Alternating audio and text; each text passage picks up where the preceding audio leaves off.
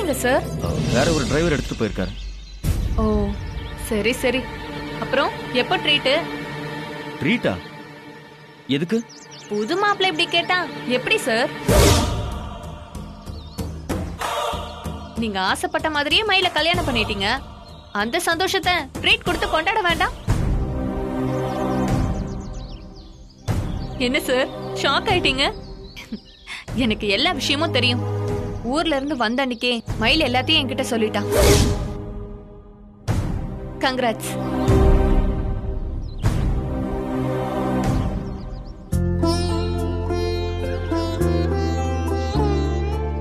உன் வாழ்த்தை கேட்டு என்னால சந்தோஷப்பட முடியல தேனு. எனக்குள்ள அவ்வளோ டென்ஷனாகவும் பிரஷராகவும் இருக்கு. தேனு, நீ என்ன நினைக்கிற? நான் மயில் கழுத்துல தாலி கட்டினது தப்பா? உங்க நிலைமையில இருந்து பாக்குறப்போ நீங்க செஞ்சது சரியா இருக்கலாம். ஆனா ஒரே ஒரு நிமிஷம் மயில் இடத்துல இருந்து யோசிச்சு பாருங்க. அப்பதான் நீங்க எவ்வளவு பெரிய நெருக்கடியில அவளை மாட்டி விட்டுருக்கீங்கன்னு உங்களுக்கே புரியும். எனக்கு எல்லாமே புரியுது தேனு. அதனாலதான் அவ கழுத்துல தாலி கட்டிட்டாலும் நான் எப்பவும் போல ஒதுங்கியே இருக்கேன். புருஷங்கிற உரிமைய நான் அவகிட்ட எடுக்கல. நான் யாருக்கிட்டயுமே இதை பத்தி பேசக்கூட இல்லை. ஆனாலும் மயிலிய மேல ரொம்ப கோவத்துல தான் இருக்கா. அந்த கோவம் இப்போதைக்கு குறையாது சார். ஏன் சார், நீங்க செஞ்சது என்ன சாதாரணமான விஷயமா? கல்யாணம் நடந்ததை நீங்க சொல்லாம மறைக்கிறது பெரிய விஷயம் கிடையாது. கழுத்துல இருக்கிற தாலிய எப்படி மறைப்பா? எத்தனை நாளைக்கு மறைப்பா? வீட்டுல யாராவது பாத்துட்டாங்கன்னா அவ நிலைமை என்ன ஆகும்? இந்த தாலி எப்படி வந்துச்சுன்னு கேட்டாங்கன்னா அவ என்ன பதில் சொல்லுவா?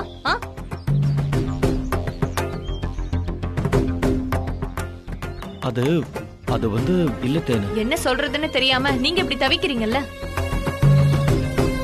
அப்படி ஒரு சூழ்நிலை எப்ப வரும், நம்ம எப்படி சமாளிப்போம்? அந்த டென்ஷன்ல தான் அவ தவிச்சிட்டு இருக்கா. அதனாலதான் சார் அவ கோவப்பட்டுட்டு இருக்கா. நீங்க அவசர அவசரமா தாலி கட்டினீங்கல்ல, இதெல்லாம் நீங்க ஃபேஸ் பண்ணி தான் ஆகணும். சரி தேனு, நான் அதுக்கும் தயாரா தான் இருக்கேன். அவ இப்ப ஏதோ கேம்புக்கு போயிருக்கா போல. அவ எங்க கேம்புக்கு போயிருக்கான்னு கேட்டா யாருமே சொல்ல மாட்டேங்கிறாங்க. நீ டிபார்ட்மெண்ட்ல இருக்கிறவ தானே, உனக்கு கண்டிப்பா தெரிஞ்சிருக்கும். அவ இப்ப எங்க இருக்கான்னு சொல்லு, நான் அங்கேயே போய் அவளை பார்த்து பேசுறேன். ஐயோ, வேற வம்பே வேண்டாம் சார். ஏற்கனவே எரிமலையா கொதிச்சிட்டு இருக்கான். வேலை செய்யற இடத்துக்கு போய் நீங்க மட்டும் டிஸ்டர்ப் பண்ணீங்க, அவ கோவம் இன்னும் ஜாஸ்தி ஆயிடும். அவரை சமாதானப்படுத்துறேன்னு போய் உங்க மேல வச்சிருக்கிற லவ்வ நீங்களே அழிச்சிடாதீங்க சார். சார், என்ன யோசிச்சுட்டு இருக்கீங்க? இல்ல தேனு, எனக்கு இப்ப என்ன பண்றதுன்னே தெரியல. எனக்கு ஒரே குழப்பமா இருக்கு. உங்களுக்கு ஒரு குழப்பமும் வேண்டாம் சார். மயிலுக்கும் உங்க மேல லவ் இருக்கு. அத நான் சொல்லிதான் உங்களுக்கு தெரியணும்னு அவசியம் இல்ல. நீங்களே அதை ஃபீல் பண்ணிருப்பீங்களே. ஆனா அந்த காதலை ஒத்துக்க முடியாம அவ லட்சியம் அவளை தடுக்குது சார். அம்மாவோட ஆசையை நிறைவேற்றுறதை தவிர வேற எந்த நினைப்பும் அவக்குள்ள இருக்க கூடாதுன்னு அவ நினைக்கிறா. காதல், கல்யாணம் இத பத்தி எல்லாம் தெரிஞ்சா அம்மாவை இழந்துருவோமோன்னு அவ பயப்படுறா. அதே சமயம் உங்களையும் அவளால விட முடியல. உங்க மேல இருக்கிற லவ்வுக்கும் அம்மாக்கு கொடுத்த வார்த்தைக்கு நடுவுல அவ அல்லாடிட்டு இருக்கா சார். உங்க மேல லவ் இல்லனா, நீங்க வேண்டான்னு அவ நினைச்சிருந்தா அவ கழுத்துல இருக்கிற தாலியை எப்பவோ அவ தூக்கி எறிஞ்சிருப்பான். இப்பவும் அதை சுமந்துட்டு இருக்கானா, அதுக்கு காரணம் உங்க மேல இருக்கிற லவ் தான். அதை என்னால அடிச்சு சொல்ல முடியும். உங்க அம்மா கடைசியா சொல்லிட்டு போன வார்த்தை அவ மனசுல ஆழமா பதிஞ்சிருச்சு. உங்களை அவகிட்ட அவங்க ஒப்படைச்சிட்டு போனதா அவ நம்பிக்கிட்டு இருக்கான். அந்த பொறுப்பையும் அவ ஏத்துக்க தான் போறான். ஆனா இதெல்லாம் அவ ஐபிஎஸ் ஆனதுக்கு அப்புறம் தான் நடக்கும். அது வரைக்கும் நீங்க செய்ய வேண்டியதெல்லாம் ஒன்னே ஒண்ணுதான். என்ன செய்யணும் சொல்லு தேனு. எல்லா பிரச்சனையும் முடிஞ்சு நான் மயிலோட சந்தோஷமா வாழணும். அதுக்காக நான் என்ன வேணாலும் செய்வேன், சொல்லு. சார், ஒவ்வொரு விஷயத்துக்கும் இப்படி எமோஷனல் ஆகாம கொஞ்சம் பிராக்டிக்கலா யோசிங்க. எல்லாமே உடனே மாறணும்னு அவசரப்படாதீங்க. கொஞ்சம் பொறுமையா இருங்க. மயிலோட புருஷங்கிற உரிமையை நீங்க எடுத்துக்கிறத விட அந்த குடும்பத்தோட மகங்கிற பொறுப்பை நீங்க எடுத்துக்கோங்க. அத்தைக்கு புள்ள கிடையாது. அந்த குடும்பத்துக்கு நல்ல ஒரு ஆம்பளை துணை தேவை சார். கோபி முதலாளி தான் அந்த பொறுப்பை புரிஞ்சுக்கிட்டே நடந்திருக்கணும். ஆனா அவரும் தப்பான வழியில போயிட்டாரு. மிச்சம் இருக்கிறது நீங்க மட்டும்தான். புள்ளங்கிற இடத்த எடுத்துக்கிட்டு நீங்க தான் இந்த குடும்பத்தை பாத்துக்கணும். அதுக்காக எல்லா விஷயத்திலயும் மூக்க நுழைச்சு மயில டார்ச்சர் பண்ணிடாதீங்க. அவ கோவம் குறையிற வரைக்கும் அவளை விட்டு கொஞ்சம் தள்ளியே இருங்க. எப்பவும் போல அவ லட்சியத்தை அடையறதுக்கு உங்களால முடிஞ்ச அளவுக்கு சப்போர்ட் பண்ணுங்க. ஆனா அந்த குடும்பத்துல முழு உரிமை எடுத்துக்கோங்க. அந்த வீட்டுல ஒரு புள்ள இருந்தா அத்தைக்கும் மலர் அக்காக்கும் அவன் என்னென்ன செய்வானோ அதெல்லாம் பொறுப்பா நீங்க செய்யுங்க. அந்த வீட்டுல எல்லாருக்கும் உங்களை பிடிக்கும் சார். யாராலையும் உங்களை வெறுக்க முடியாது. ஆனா கல்யாண விஷயம் தெரிஞ்சதும் அவங்க எப்படி ரியாக்ட் பண்ணுவாங்கன்னு நமக்கு தெரியாது. உண்மை தெரிஞ்சதுக்கு அப்புறம் யாரும் உங்க மேல கோவப்படக்கூடாது. உங்களை தூக்கி எரிஞ்சிடவும் கூடாது. நீங்க புள்ளையா உங்க மனசுல இடம் பிடிச்சா மட்டும்தான் அந்த வீட்டு மருமகனா உங்களை அவங்க ஏத்துப்பாங்க. இதெல்லாம் நடக்கணும்னா அவங்களை இப்ப இருந்தே நீங்க தான் தயார்படுத்தணும் சார். உங்களுக்குன்னு ஒரு நிரந்தரமான இடத்த அவங்க மனசுல நீங்க உருவாக்கணும். எந்த சூழ்நிலையிலயும் உங்களோட ஆதரவை அவங்க இழந்துடவே கூடாதுன்னு அவங்க நினைக்கணும். நீங்க அவங்க வீட்டு புள்ளங்கிற எண்ணத்தை அவங்க மனசுக்குள்ள ஆழமா பதிய வைக்கணும். இதெல்லாம் நீங்க செஞ்சாதான் பின்னால உண்மை பெருசா வெடிச்சாலும் உங்களுக்கு எந்த பாதிப்பும் இருக்காது. நீங்க தப்பு செஞ்சிருந்தாலும் உங்களை மருமகனா கண்டிப்பா முழு மனசோட ஏத்துப்பாங்க. புரியுது தேனு, நீ சொன்ன மாதிரியே நான் நடந்துக்கிறேன். இங்க வரும்போது நான் நிறைய குழப்பத்தோட வந்தேன். ஆனா இப்ப நான் தெளிவாயிட்டேன். ரொம்ப தேங்க்ஸ் தேனு. Thank you so much. All the best sir.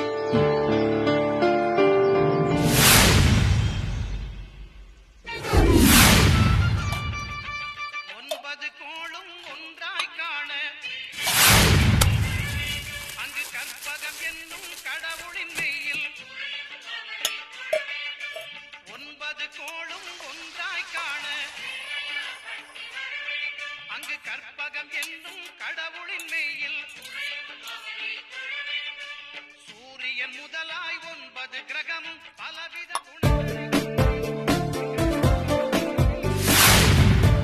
Dosa நல்லா முருகலா போடு.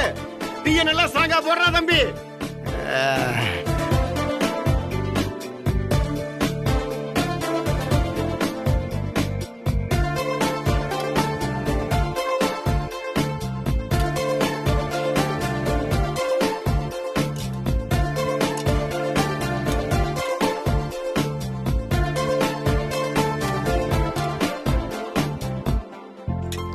ஏமா சாம்பார் நல்லா ஊத்துமா. கோயில் தீர்த்த மாதிரி சும்மா காட்டுற. 2 இட்லியை வாங்கிட்டு 2 லிட்டர் சாம்பார் கேட்டு ஊத்துனா எங்கன போய் ஊத்துறது? பொம்பளை புள்ள பரிமாறினா நிறைஞ்ச மனுஷோட பரிமாறணும். அப்பதான் உள்ள போவோம். ரேவதி, அங்க என்ன சத்தம்? ஒண்ணும் இல்ல பெரியப்பா. ஒண்ணு இல்லைன்னா அப்புறம் என்ன சத்தம்? சாம்பார் வேணும்னு கேக்குறாங்கல்ல, ஊத்த வேண்டியதானா?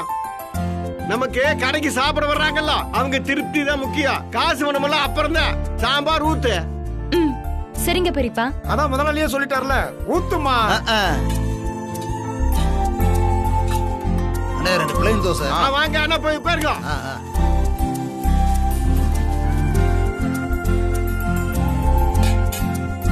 தோசை நைஸா போடுறா. இந்த உடன்பாலை கொண்டு போய் குடியா. டேய், நீ டீயை போடுற. லைனுக்கு பாலு.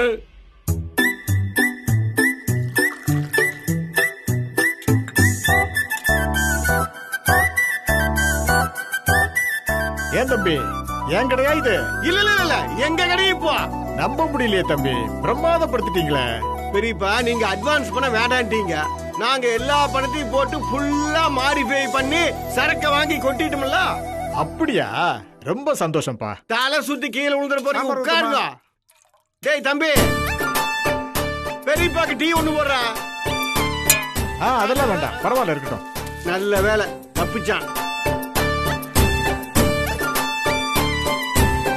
வாங்க வாங்க, உட்கார்ந்து சாப்பிடுங்க. என்ன கருப்பு, கடையை மாத்திட்ட? வேலைக்கெல்லாம் ஆள் வச்சிட்ட போல இருக்கு. அப்படிலாம் ஒண்ணு இல்லப்பா, கடையை கைமாத்தி விட்டுட்டேன். என்னப்பா சொல்ற? கடையை கைமாத்தி விட்டியா? எனக்கு வயசாகி போச்சப்பா, என்னால கடையை நடத்த முடியல. அதான் இந்த தம்பி கிட்ட மாத்தி விட்டுட்டேன். ஆங்க. தம்பி வேற யாரும் இல்ல, என் தம்பி பையன் முருகன் இருக்கான்ல, அவனோட ஃப்ரெண்டு தான். அப்படியா? சரிப்பா, நல்லதுப்பா. போய் உட்காருப்பா. அண்ணே, உங்களுக்கு என்ன வேணும்? ஒரு டீ குடுமா. ம்.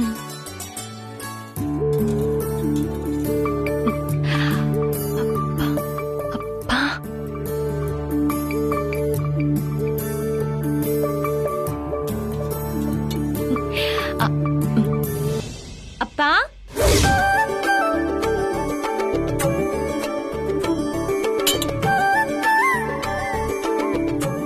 அப்பா. அப்பா ஒரு டீப்பா.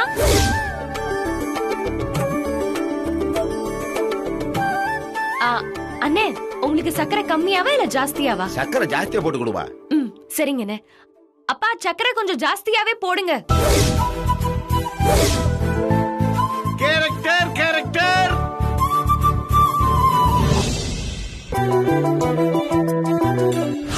ஆறு டீ சூடா கொடுங்கன்னு வாங்கிட்டு வா. அப்படியே சூடா 2 போனா வாங்கிட்டு வா. இன்ஸ்பெக்டர் கேட்டாருன்னு சொல்லி சூடா ஸ்பெஷல் டீயும் ஒரு 4 வடையும் வாங்கிட்டு வா.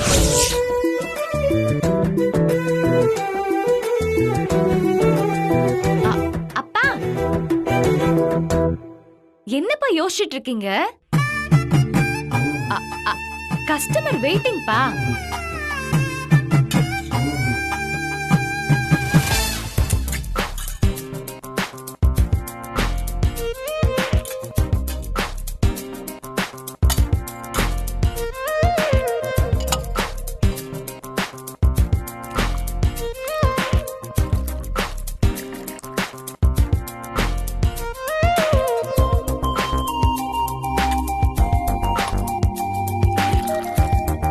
உட்காருங்க. அம்மா இலை போடுமா.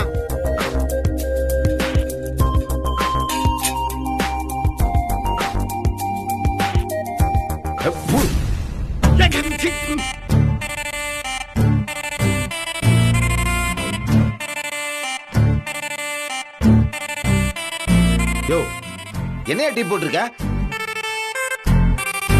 சுத்தமா சர்க்கரை இல்ல, கழனி தண்ணி மாதிரி இருக்கு. இந்த போலீஸ்கார மாதிரி வரப்பா நிக்க தெரியுதுல, ஒரு டீ போட தெரியுதா? வந்திருக்கான். டேய் தம்பி, இங்க பாருங்கண்ணே, டீ நல்லா இல்லனா கீழே ஊத்துங்க, இல்ல காசு கொடுக்க மாட்டேன்னு போயிட்டே இருங்க. அதை விட்டுட்டு வாய்க்கு வந்தபடி எங்க அப்பாவை திட்டிட்டே இருக்கீங்க. இதெல்லாம் பெரிய மனுஷனுக்கு நல்லா இல்லனே. உங்களுக்கு இப்ப டீ தானே வேணும், நான் போட்டு எடுத்துட்டு வரேன். நீங்க தள்ளிக்கோங்கப்பா, நான் டீ போடுறேன். தள்ளி நில்லுங்கப்பா.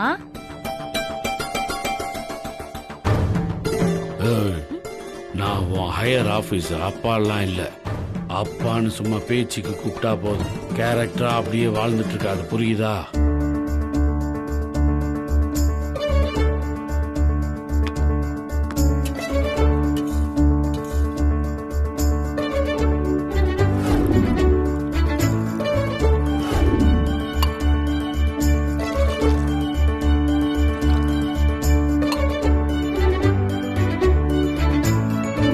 இந்தாங்கண்ணே டீ, குடிங்க.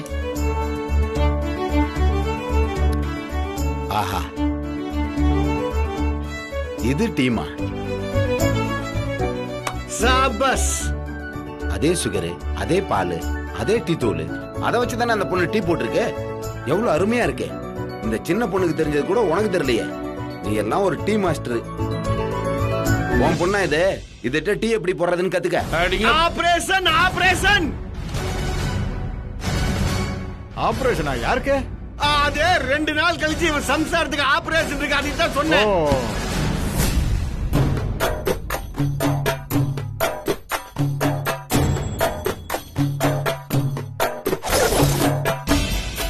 தலைவர் போட்ட டீ என்ன அவ்வளவு கேவலமாவா இருக்கு? சரி, குடிச்சு பாப்போம்.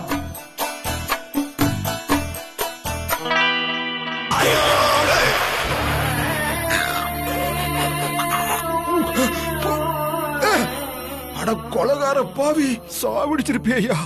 அவன் துப்புனதுல தப்பே இல்லையா? என்னடா டீ இது?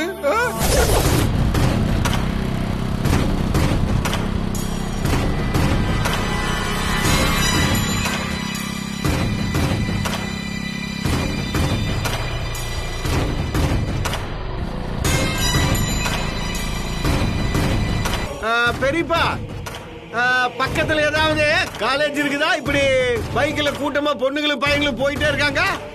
காலேஜ் எல்லாம் ஒண்ணும் கிடையாது, மந்திரியோட பண்ண வீடு. வார கடைசியில வெள்ளி சனி ஞாயிறு 3 நாளைக்கும் இப்படித்தான் ஜோடி ஜோடியா வருவாங்க.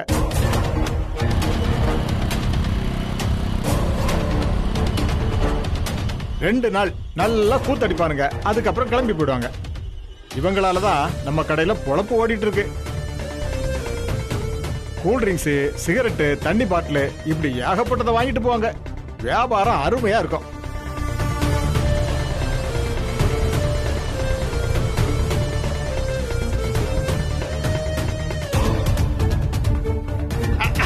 அப்படியா பெரியப்பா? வந்த வேலை முடிஞ்சது. ஆனா பார்த்தா அந்த மாதிரி தெரியலீங்களே மீச பெரியப்பா. அது எதுக்கு நம்மளுக்கு? அத பத்தி பெத்தவங்க எல்லாம் கவலைப்படணும். நீங்க ஒண்ணும் கண்டுக்கிடாதீங்க. நம்மளை பொறுத்த வரைக்கும் அவங்க தான் நம்மளுக்கு படி அளக்குறாங்க. வியாபாரத்தை பார்த்து நாம 4 காசை மிச்சப்படுத்துவோம். அவங்க எப்படியே போட்டோம். கரெக்ட்.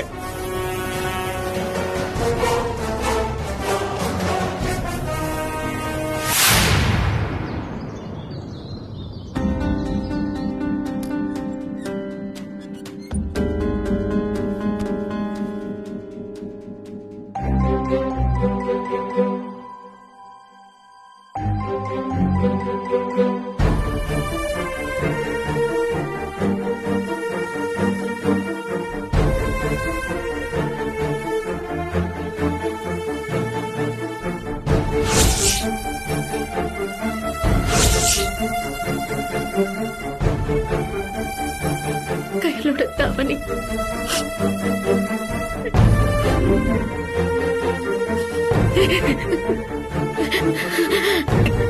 கையில உன்னை என்ன மயில மலர மாதிரி தானடி வளர்த்த.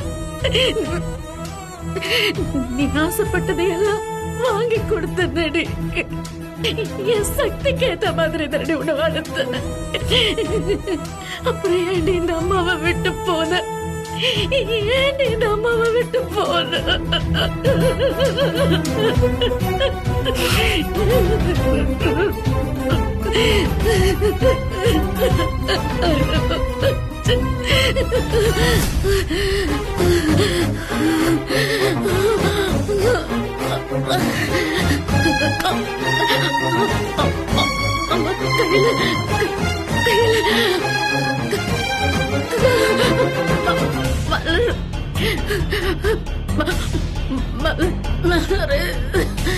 அம்மா இன்னுமா துணி மடிச்சிட்டு இருக்கீங்க? என்னமாச்சு? எழுந்துங்க, எழுந்துங்க. என்னமாச்சு? ஐயோ அம்மா இருங்க.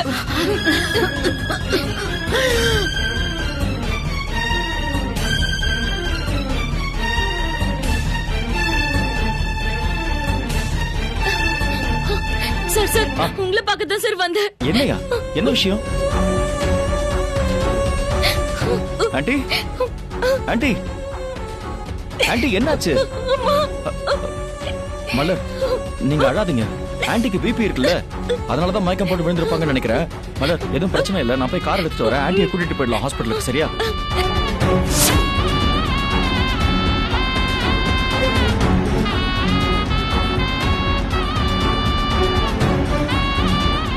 நீங்க கொஞ்சம் சீக்கிரமா போங்க சார். இது போயிடலாம்.